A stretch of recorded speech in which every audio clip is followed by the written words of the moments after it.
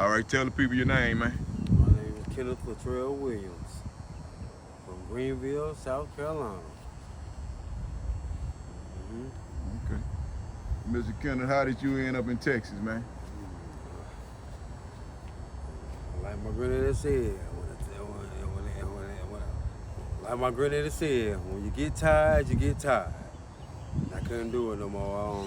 I was trying to get my life together, and I knew it wasn't gonna work down there cause I know too much about Greenville, South Carolina. And so I was walking down the street one day, and I looked. I said, I know, and it better not be my kid's mother and my last two boys. And I'd be, if it wasn't them all three. And she said, Ken. I said, God. God called. Couldn't do nothing but drop my head. And she looked at me, she said, Ken. She came up to me, them little boy. I heard my boys, he probably like half a mile down the street, screaming daddy, screaming daddy. And mind you now, I got 3 boys and 4 girls.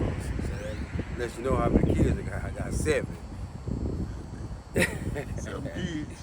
Yeah. Well, why don't you give your kids age, man? 23, 21, 2 18-year-olds, 15, my last 2, 5 and 3. Ken, what brought you to Houston, Texas? To get away from this drug, I needed an out of state. I needed an out of state rehab, basically rehab. Rehab? Yes, sir, because I knew I wasn't gonna make it down there in Greenville, South Carolina, because they say, oh yeah, we're gonna do this and that for you, go to rehab right here. But Greenville, that's where I sold drugs at. That's where I ran the streets at, played ball at, football and stuff like that. And I just didn't want my kids to go. I didn't want them to put my shoes on. You know what I'm saying? Say that again? I didn't want my kids to put my shoes on. Oh, that's a deep one. Yeah. So why do you say that? Because just living this lifestyle is a rough and hard life. So what really brought you to this lifestyle of tell the people what you do, tell the people where you at? Okay. I'm in Houston, Texas now. I deal with I deal with people every day. I do a lot of as far as like cleaning and cutting grass, lawn work,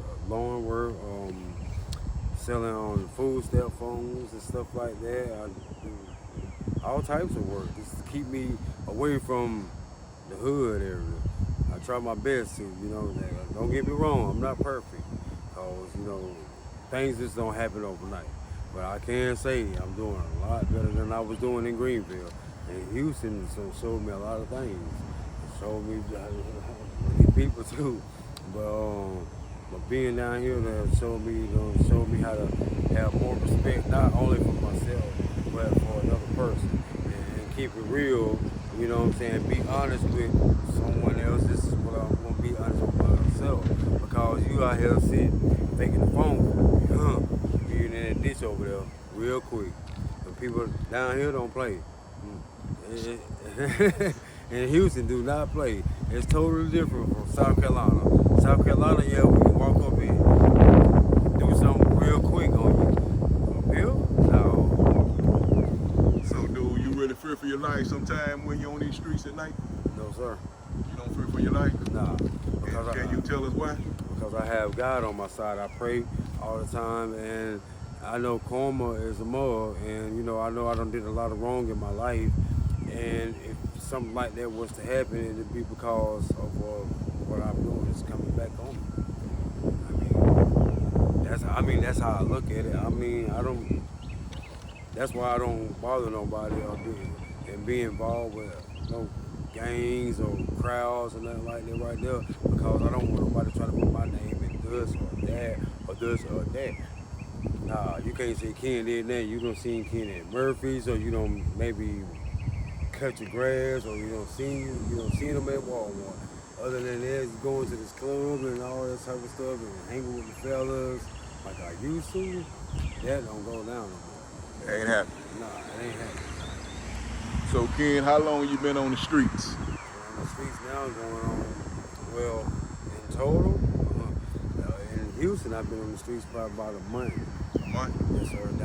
Down south, Greenville, South Carolina, I was on the streets probably like 4 or 5 months and didn't care Why you didn't care? because my grandma lived right there and the drug dealer lived beside me. Oh man. Ken, what brought you to say, let me try this? So what was the fatal point? What was the fatal point to say, hey, let me try this drug? Oh, I couldn't. I was with my girl and I couldn't get no more cocaine. No disrespect. Started with cocaine. Yes, sir. It didn't start with marijuana and nothing like that? Oh, well, take that back.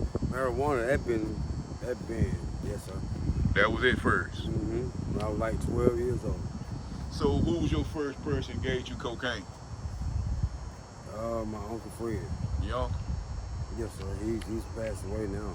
You passed away, dude. You regret it? You know? You don't regret him at all for saying here, Ken? I put the blame on myself because I was grown when he did, you know what I'm saying? I was old enough to say, nah, man, I'm straight. But to try to fit in with the crowd, like, that's what's wrong with the world now. You know what I'm saying?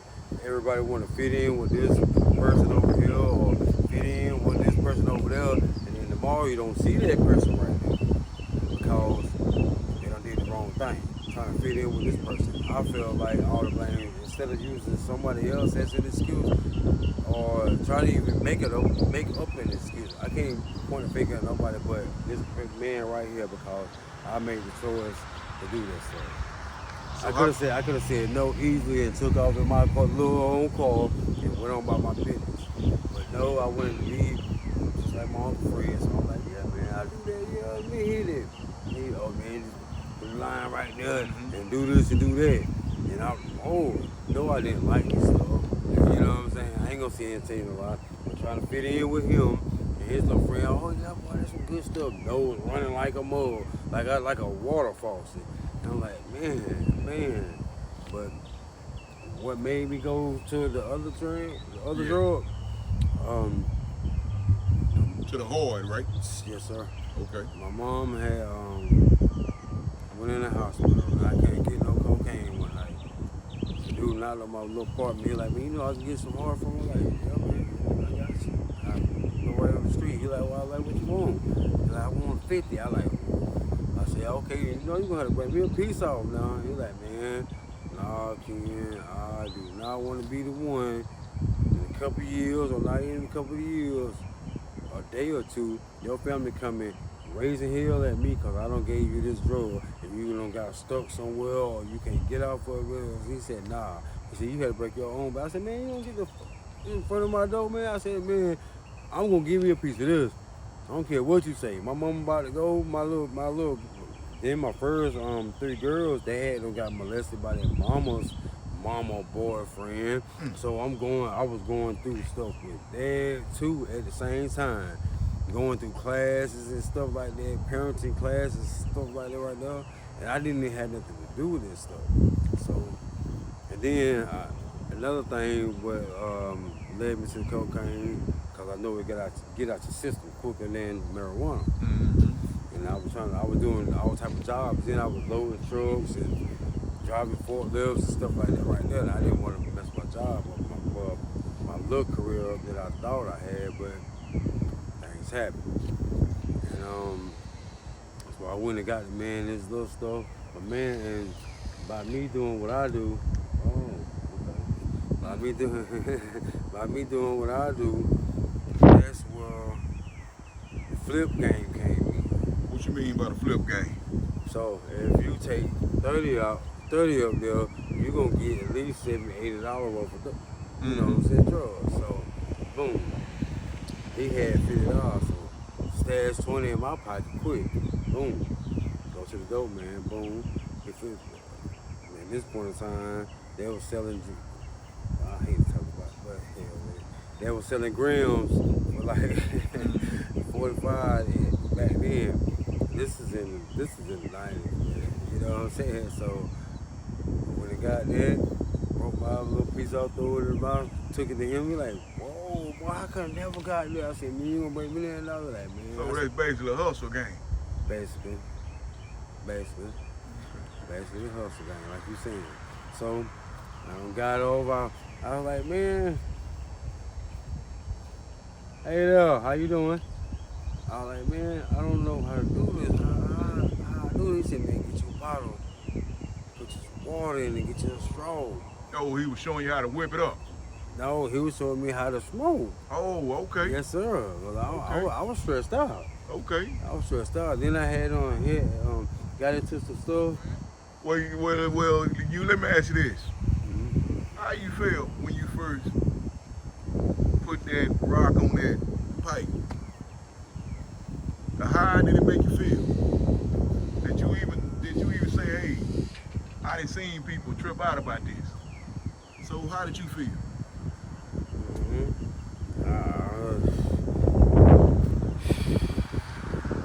I felt like I was on top of the dang on mountains. And I ain't gonna tell you no lie, I felt medicated. Even though I know it wasn't, but I felt medicated. I was straight.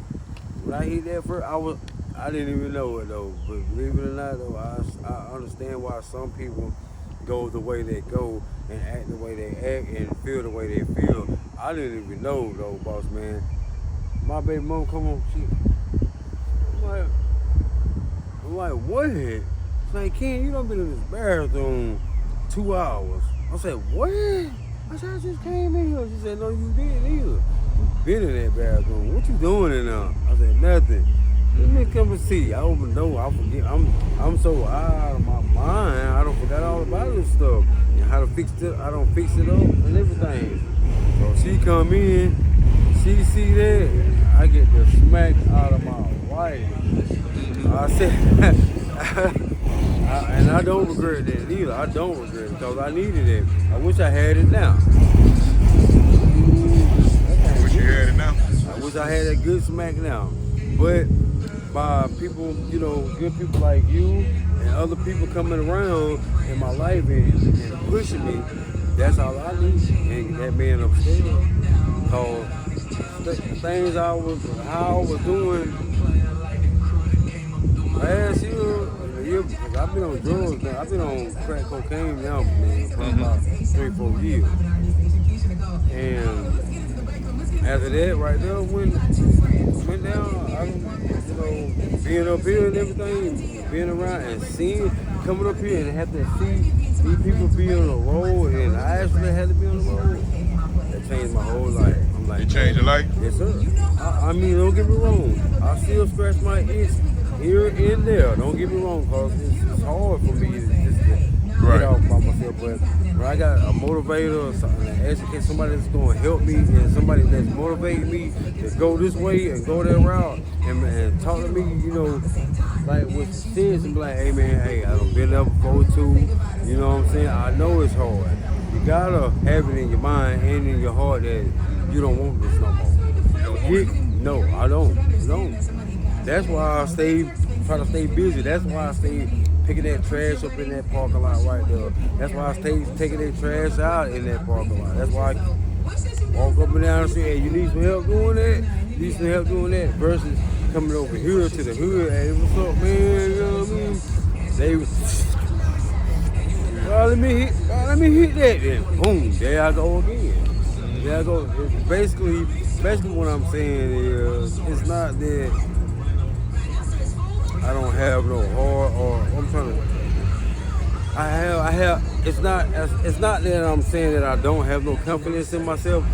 This right here is what made me even stronger and have more self-confidence for myself versus being back there in the hood or being in Greenville, South Carolina, where somebody don't give a what about you and be like, man, take that, boy, and know what you're trying to do for yourself, trying to get your life together, not just for yourself, but not even for your family, not even for your kids, for a friend or anybody needs, you know what I'm saying? just that little push, you know what I'm saying? Just to help somebody. Everybody. Go ahead. But yeah, everybody, you good. But everybody needs help. I don't care who you is. I don't care like just why you give me that little speech up there and stuff. That you just don't know how much that brightened up my day. And I'm like, okay, I ain't going over there. Oh, you good, big out? Appreciate it. Bro, you good. Yeah. I ain't seen you in a minute anyway. Yeah. Goddamn right. Come on, Hell no. Y'all doing y'all thing? Hell no. Come on, Man. I just creeping in this. You good, bro? Go on, put your name in here, brother. Go on, put your name in there. Oh, while you in yeah. here. Oh, yeah. Go on, put your name I'm in at the there. Lip Park. Oh, yeah. The Lip Park. They say the Lip Park. Yeah. But you go across the track, and it's the big park. Oh, yeah. Yeah. The big park. My daddy. Live in Georgia. They say he had caught my daddy, my Cheetah Chong. Let me represent this shit, bro. Cheetah Chong, Georgia. Oh, I like this. Oh yeah. You gotta give the people your name, man. George. Yeah. George. Cheetah Chong, yeah. Okay, boom. And just have a good day and relax and Studewood. Studewood finest. Oh, yeah, have fun. Oh, when you jump, play, and have fun over here. We got Juicy and Drew over here by the Lip Park. We got a Lip Park over here where you can, for the little ones,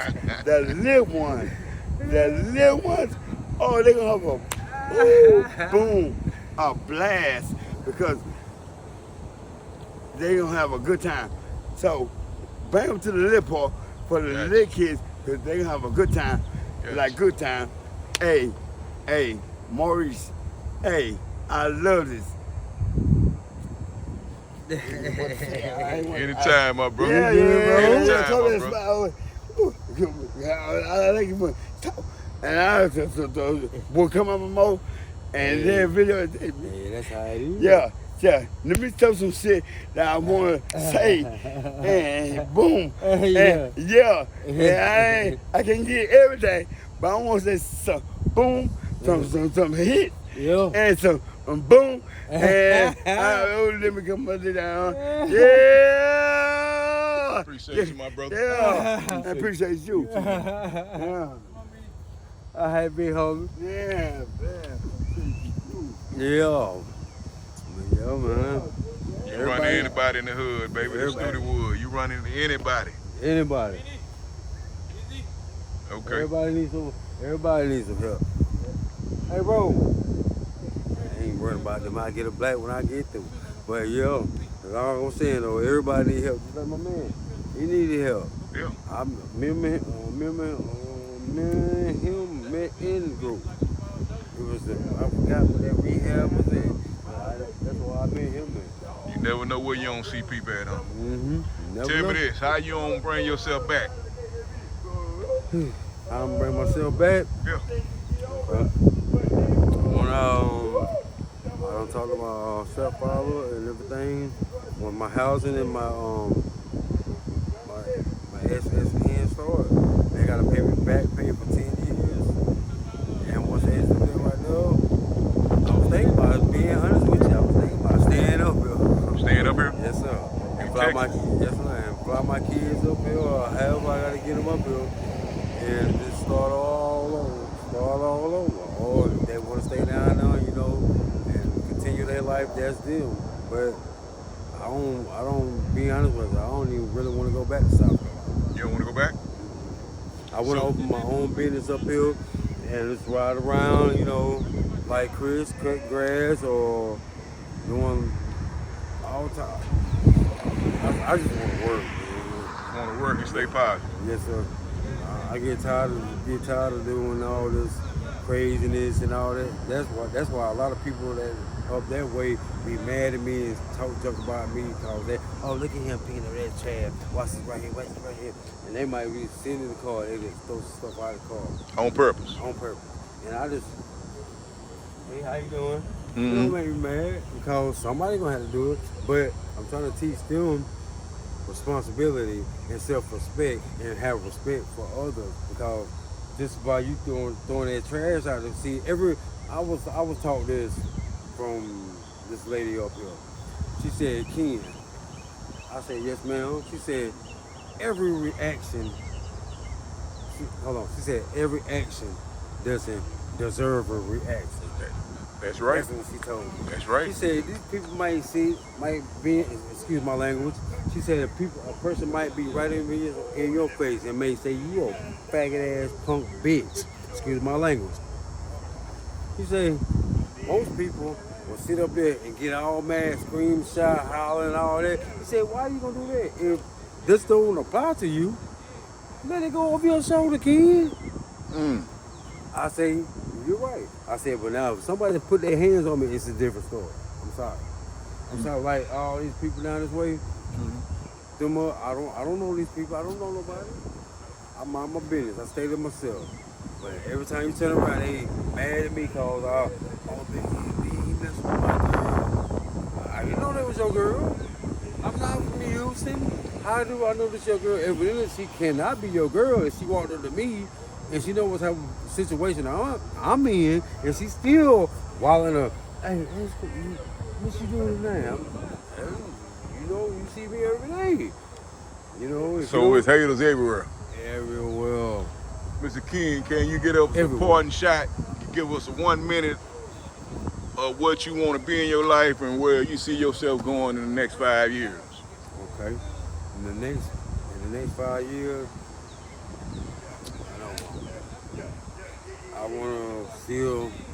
I want to be back in church. If not playing, singing, I'm going to be singing on that choir. I don't care. I'm going to be back in church. And I want to just